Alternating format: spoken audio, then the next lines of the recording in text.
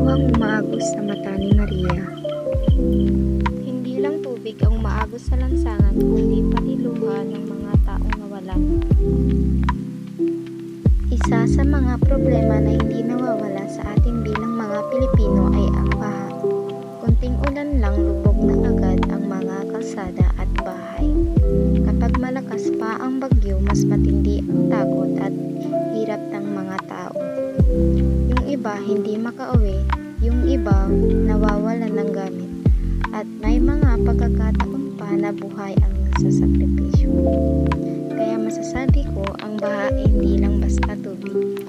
Isa itong trahedya na paulit-ulit na sugat sa bawat tahanan. Ayon sa Pag-asa, may mga 20 bagyo ang pumapasok sa bansa bawat taon, at kalahati nito nagdudulot ng matinding baha. Apektado ang mahigit 1 milyong pamilya at umaabot sa bilyong-bilyong piso ang nasasayang na kita dahil sa pinsala.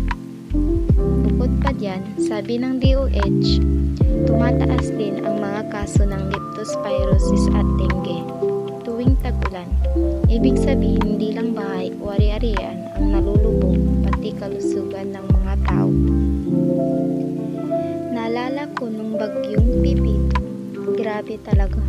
Halos abot baywang ang baha sa bahay namin. Kahit inakyat na namin yung mga gamit, marami pa ring nasira. Ang sakit kasi, pinag-ipunan yun tapos isang gabi lang wala na. Pero mas matindi yung takot. Baka hindi lang gamit, pati kami tangayin ng tubig. Doon ko na-realize na mahalaga talaga ang pagiging handa at ang pagkakaisa ng pamilya sa oras ng sakuna. Pero kung iisipin, paulit-ulit na lang kasi tayo rin naman ang dahilan. Basura sa kanal, illegal logging at kulang sa disiplina. Oo, may kakulangan sa sistema, pero may kakulangan din sa ating sarili. Hindi lang gobyerno ang dapat kumilos, lahat tayo may ambag. Ang baha ay parang paalala na lahat ng ginagawa natin sa kalikasan bumabalik sa atin.